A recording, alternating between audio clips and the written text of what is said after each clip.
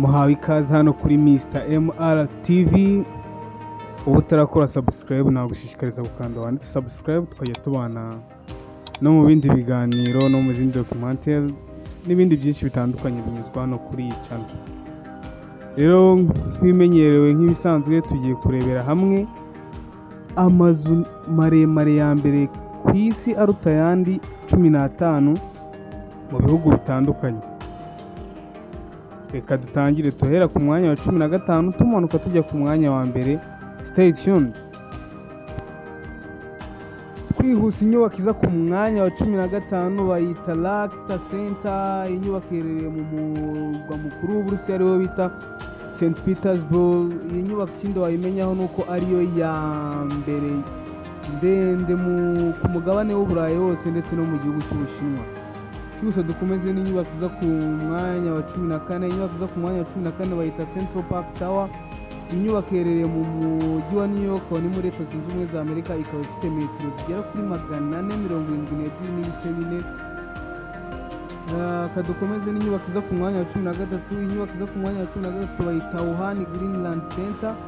Nk'uko mubyumva, ikaba iherereye mu mujyi wa Wuhan, aho ngaho ni mu gihugu cy'Ubushinwa ku mugabane wa Aziya. Kadukomeze twise n'inyubako iza ku mwanya wa 12. Inyubako iza ku mwanya wa 12 bayita International Commerce Center. Iyi nyubako iherereye mu mujyi wa Hong Kong, aho ni mu gihugu cy'Ubushinwa, ikaba ifite metero zigera kuri 484 ujya hejuru. Twihuse kandi kadukomeze n'inyubako iza ku mwanya wa 11. Inyubako iza ku mwanya wa 11 bayita Shanghai World Financial Center. Iyo nayo nk'uko mubyumva iherereye mu gihugu cy'Ubushinwa, ni mu mujyi wa Shanghai, ikaba ifite metero zigera kuri 492. Ese wowe uribaza ari iyihe iza ku mwanya wa mbere? Kadukomeze n'inyubako iza ku mwanya wa 10. Inyubako dusanga ku mwanya wa 10 bayita Taipei 101. Inyubako yitwa Taipei 101 igufitiye metero zisaga 580, ikaba iherereye mu mujyi wa Taiwan, aho ni mu kirwa cya Taipei, aho ni mu mujyi wa Taipei mu gihugu cya Taiwan. Inyubako iza ku mwanya wa 9 bayita City Tower. Iyi nyubako ifite metero zisaga 527.7, ikaba iherereye mu gihugu cy'Ubushinwa, aho ni mu mujyi wa Beijing. Kadukomeze n'inyubako iza ku mwanya wa 8. Ku mwanya wa 8 turasanga inyubako ebyiri zifite metero zingana, zose zikaba zituye mu gihugu cy'Ubushinwa. Ku mwanya wa 8 rero turasanga inyubako yitwa Guangzhou Finance Center hamwe n'iyo bita Tianjin Finance Center. Izi nyubako zose uko ari ebyiri nkubwiye zifite metero zingana 530, zikaba ziherereye mu mujyi w'Ubushinwa, mu gihugu cy'Ubushinwa. Imwe iri mu mujyi wa Guangzhou, indi ikaba mu mujyi wa Tianjin. Kadukomeze sasa n'inyubako iza ku mwanya wa 7. Inyubako iza ku mwanya wa 7 ni inyubako y'ikimenya bose.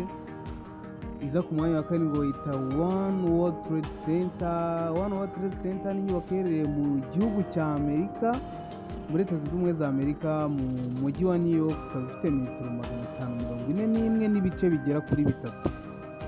Kadukomeze twibutse n'inyubako iza ku mwanya wa 6. Inyubako iza ku mwanya wa 6 bayita Lotte World Tower. Lotte World Tower ni inyubako dusanga mu gihugu cya Korea y'Amajyepfo, mu murwa mukuru w'iki gihugu ariwo Seoul, ikaba ifite metero zigera kuri 404 n'ibice bigera kuri 5. Inyubako iza ku mwanya wa 5 bayita Ping'an International Financial Center, ikaba iherereye mu mujyi wa Shenzhen, aho ngaho ni mu gihugu cy'Ubushinwa, ikaba ifite metero zigera kuri 599 n'igice kimwe ijya hejuru.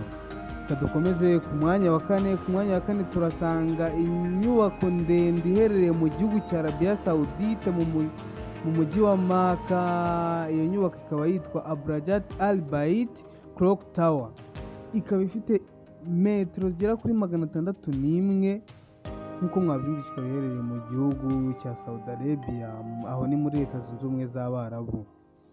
Kadukomeze n'inyubako iza ku mwanya wa 3. Inyubako iza ku mwanya wa 3 bayita Shanghai Tower. Iyi nyubako iherereye nk'uko mubyumva mu mujyi wa Shanghai, aho ngaho ni mu gihugu cy'Ubushinwa, ikaba ifite metero zigera kuri 632. Nk'uko mwabyumvishe niyo nyubako iza ku mwanya wa gatatu mu nyubako ndende dufite hano ku isi. Kadukomeze n'inyubako iza ku mwanya wa kabiri. Inyubako iza ku mwanya wa kabiri ese wowe urumva ari iyihe? Bayita Meldeka. Meldeka, iyi nyubako iherereye mu gihugu cya Malaysia, mu mugwa mukuru w'iki gihugu ariwo bita Kuala Lumpur. Meldeka 112. Iyi nyubako ifite metero zigera kuri 678.9. Nk'uko mwabyumvishe nyine ikaba iherereye ku mugabane wa Aziya mu gihugu bita Malaysia. Ese wowe urumva ari iyihe nyubako yeza ku mwanya wa mbere? Nagushishikariza niba ari ubwa mbere wigeze kuyicana ukaba waryohewe n'ikiganiro, wakanda subscribe ugafungura akazugira kugira tujye tubana no mu bindi biganiro. Ni byinshi muhisha no kuri Mr. Emerald TV. Dukomezanye kandi turabakunda, dukora umuryango munini. Ni iby'agaciro kumenyana namwe no kuba abamambure b'icano.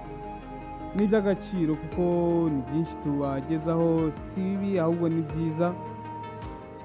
Niba wamaze gukora subscribe rero, reka tugende n'inyubako iza ku mwanya wa mbere. Inyubako iza ku mwanya wa mbere hano ku isi isumba izindi zose mwaba muzi, bayita Burj Khalifa. Burj Khalifa ni inyubako iherereye muri Leta Zunze Ubumwe z'Abarabu mu mujyi w'ikimenya bose ariwo Dubai. Ikaba ifite metero zigera kuri 828 ujya hejuru.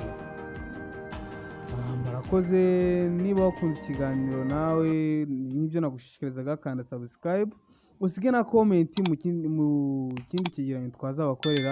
Turabashimiye mwese mwabanye natwe hano kugeza aha ngaha, kuva twareberaga hamwe inzu 15 za mbere ku isi.